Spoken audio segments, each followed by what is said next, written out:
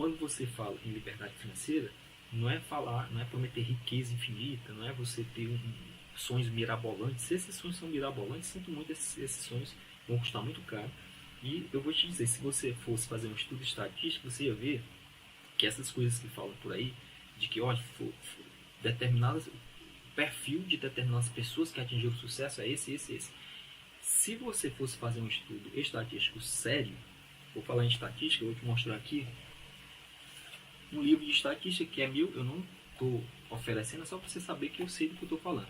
Se você for fazer um estudo estatístico sério, você vai ver que milhões de pessoas têm essas características e fracassaram por vários motivos.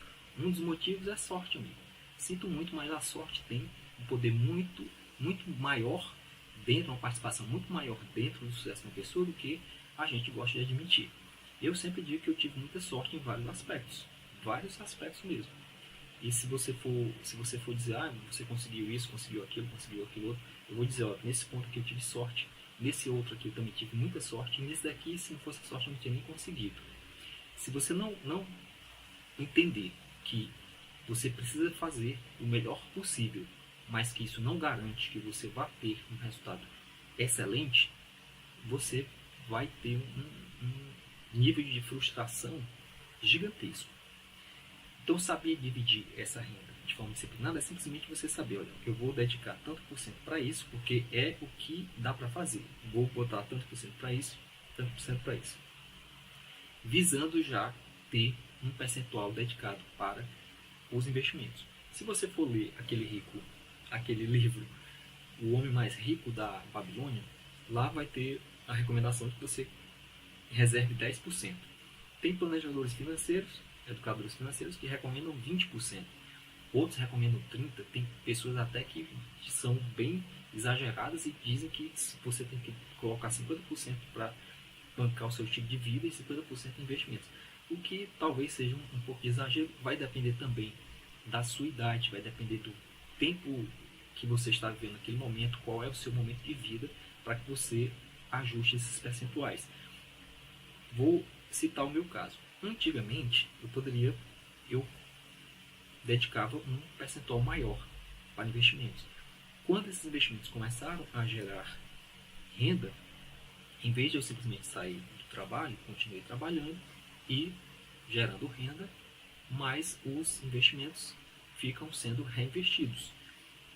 E o percentual de investimento diminuiu bastante. O que eu quero dizer com isso? Que você não vai manter esse percentual para sempre. Até porque existe um percentual que você precisa garantir, que é o percentual de usufruto. O usufruto, ele não é importante, ele é essencial. Você precisa usufruir do que você produz. Imagina uma pessoa que tem uma fazenda lá de frutas, aí quando é na época da colheita, ele vai colher tudo, aí ele pensa, não, eu vou replantar tudo aqui, eu não vou comer nada. Ele provavelmente vai passar a vida com uma situação muito ruim.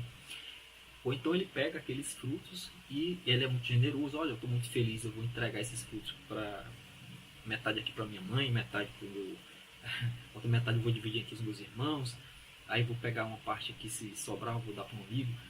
Essa pessoa também vai ter apesar de a generosidade ser uma virtude, você também não pode simplesmente esquecer da pessoa mais importante da sua vida, que tem que ser você. Se não for você, tem alguma coisa de errado na sua vida, porque antes de você poder ajudar alguém, você precisa se ajudar. Então tenha em mente de que você precisa se ajudar para depois poder ajudar outras pessoas. O ponto número 3 é ter visão realista do futuro. Ou seja, uma visão realista, ela não é aquela... Por exemplo, algumas pessoas compram este livro ou veem este livro e imaginam o seguinte, o cara está prometendo riqueza. Esse livro também é meu, né, se você não conhece. Aí ele está prometendo riqueza, liberdade financeira, numa coisa, num nível irreal. E eu não faço isso. Esse livro é um livro sério, ele tem base em neurociência, ele tem base em matemática, ele tem base na filosofia, ele não é um livro aleatório. Fique rico em 10 dias. Isso é coisa de criança. Quem acredita numa coisa dessas tem uma mentalidade infantil ainda, né? Tá lá com os seus 12 anos de idade mental. Então, falar sério sobre dinheiro, falar sério de forma realista, é você saber que, olha, se eu fizer isso e não acontecer nenhuma catástrofe, eu vou chegar em tal ponto no dia tal, no dia 28 de julho de 2030 eu vou ter um patrimônio X, ou então eu vou ter comprado tal coisa, ou seja, uma visão realista, e não, olha, se tudo der certo aqui, eu vou fazer esse negócio, eu vou ficar bilionário da noite para o dia. Cuidado com essas visões irrealistas, na verdade a maioria delas são fantasias, e o que mais acontece com as fantasias é a decepção, a frustração. Ser realista não é ser pessimista, é simplesmente saber, eu vou fazer o melhor que eu posso, vou me dedicar a isso, e o objetivo é esse, eu posso estimar que eu vou atingir esse objetivo em tal momento. Daí vem a questão das escolhas, a visão realista. Por quê? Nas escolhas, você às vezes confunde desejo com necessidade. Às vezes tem uma coisa que é nessa, por exemplo, se você mora numa cidade que não tem um sistema de transporte público, que é a realidade da maioria das cidades brasileiras, não tem um sistema de transporte público adequado para as suas necessidades, em termos de segurança, em termos de rapidez, em termos de conforto. Daí, ou então às vezes não tem nenhum, em termos de nada. Você precisa ficar gastando com Uber, com táxi, seja lá o que for. Aí você pensa em comprar uma moto. Isso você está suprindo uma necessidade. Mas tem casos que, se não tem de fato necessidade, pode ser um desejo de aprovação social. Ou seja, se eu comprar a moto, eu vou ser visto de uma forma mais, digamos, bonita, não é? As pessoas vão me considerar como sendo uma pessoa que tem condições de fazer isso, que pode comprar, que pode adquirir, que pode consumir nesse nível. Então pode ser uma necessidade de aprovação, tá? Uma coisa é você suprir uma necessidade, outra coisa é você ter um desejo de aprovação social e usar os seus recursos, às vezes até o que não tem, o que está lá no futuro, para atender a esse desejo de aprovação social. Daí eu vou fazer, com base nessas escolhas, por isso que essa tela está aberta aqui do lado, que é o seguinte, aqui é o site Letionary, muitas pessoas já conhecem, esse site é meu. Aqui você vai ter matemática, calculadoras, finanças, investimentos, sobre o Letionary, livros, e decidir que é uma coisinha de tipo uma moeda para você decidir, tomar decisões. Bom, na calculadora de financiamento, eu vou fazer aqui a simulação comum, 48 parcelas. Eu vou comprar uma moto em 48 prestações com a taxa de juros de 2%. As taxas de juros vão variar de 1,6% a 2,7% ao mês, que é o que o mercado normalmente cobra. Então, vou colocar aqui 2%, tá? E eu quero saber o valor da parcela. Coloco aqui uma moto simples, uma moto que seja bem popular, 20 mil reais. Vou calcular aqui o valor da parcela. Ele me dá aqui o valor da parcela, R$ 652 reais. Agora, isso vão ser 48 meses, né? Eu vou para a planilha para mostrar quanto é que dá o total. A moto custava 20 e no total você tem aqui as 48 parcelas, eu arredondei para 652, deu R$ 31.296 reais. O que significa que você pagou uma moto e meia, sendo que na metade do financiamento, na metade não, porque aí você tem 4 anos.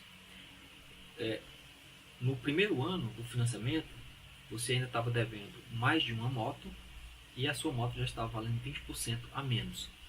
A Receita Federal ela considera que a depreciação da moto ocorre de 20% ao ano, tendo um tempo de vida útil de 5 anos. É claro que as pessoas vão ter motos com mais anos, 7, você até tem gente que compra usada com 10 anos, mas para a Receita Federal o tempo de depreciação é considerado, aliás, a taxa de depreciação é 20% ao ano e a vida útil de 5 anos. Quando você terminar de pagar 4 anos, para a Receita Federal é como se aquele bem já tivesse faltando só mais um ano para ele simplesmente sair de cena. Ele não vai mais ser computado no seu patrimônio. Se você simplesmente disser que ele não vale mais nada, vai ser vendido como sucata. E aí você vai ter pago ao final de 48 meses R$ 31.296. Isso é ruim? Pode ser muito ruim, mas às vezes é a única opção que a pessoa tem. Então, assim, como eu falei, depende de cada caso. A gente não pode simplesmente julgar, porque você não está na pele da pessoa para saber como é a vida da pessoa e como é que ela, inclusive como é que ela está obtendo esses 652. Por quê?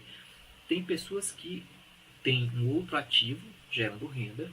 Vamos supor que, vou citar o exemplo de um grande amigo meu que ele trabalha em um determinado lugar, mas ele tem uma frota de motos e tem também um táxi, uma vaga de táxi também que ele acaba oferindo renda dessa vaga de táxi. Ele é muito esperto nesse sentido, né, de fazer negócio. Então, o que ele fez quando ele foi montar a frota de moto dele? Ele comprou a primeira moto financiada e ele ficou andando de ônibus. Aí, ele alugou a moto dele. Com o dinheiro do aluguel, ele pagou toda a moto e depois fez a mesma coisa, repetiu a mesma coisa com a segunda moto, só que a primeira ele ficou usando, porque aí ele já tinha pago e continuou e pôde usar. E aí depois ele fez isso com a terceira, aí depois já expandiu para mais motos, e assim ele foi fazendo. Então tem pessoas que fazem financiamento, mas que não necessariamente esse dinheiro está sendo retirado da sua renda principal. Às vezes a pessoa tem um ativo que está gerando aquele dinheiro para pagar aquela conta.